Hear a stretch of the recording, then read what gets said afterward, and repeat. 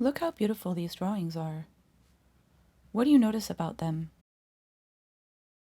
Well, firstly, they use pen, but they're also on different kinds of backgrounds: newspaper, brown paper, and even a metro map.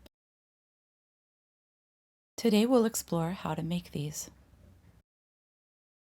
First of all, you need to get your supplies ready.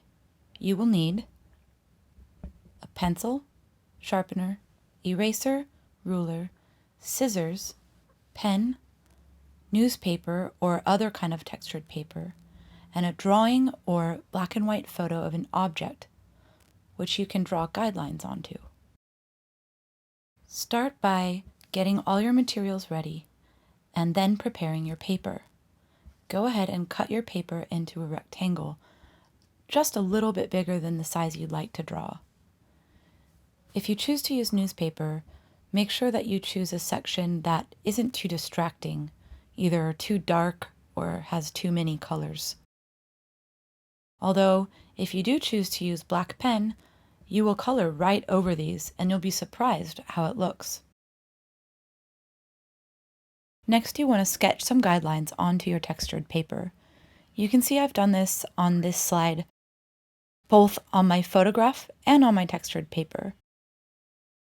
These guidelines are helpful when I begin to draw because I can easily see the different shadows and shapes in the photograph and make a correlation to that same area on my drawing where they belong.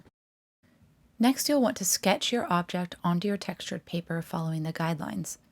You can notice that it's not very easy to see my guidelines in this image, but that's okay because I'm going to be adding black pen and black marker pretty soon.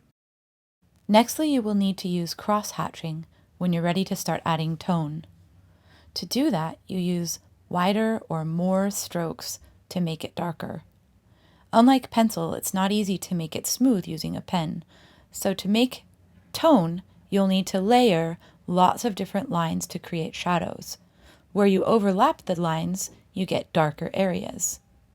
Here's a time-lapse version of my drawing of this seashell. Just notice how I'm working all the way around my image and slowly building up layers of lines, overlapping them, working in different directions.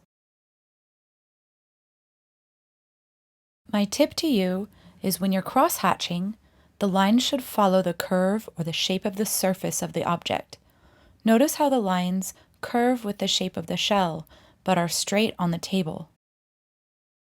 Also notice that I'm shading all around my object, not just on the object, and not just an outline around the object. Finished!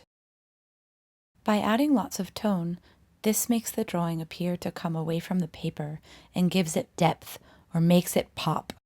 Can you spot my mistakes? Where should I have left lighter? What areas maybe need more tone or need to be refined in more detail?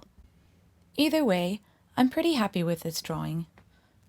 One key thing I want you to take away is that on these types of drawings, you'll need to use a lot of tone, both on the drawing and on the background.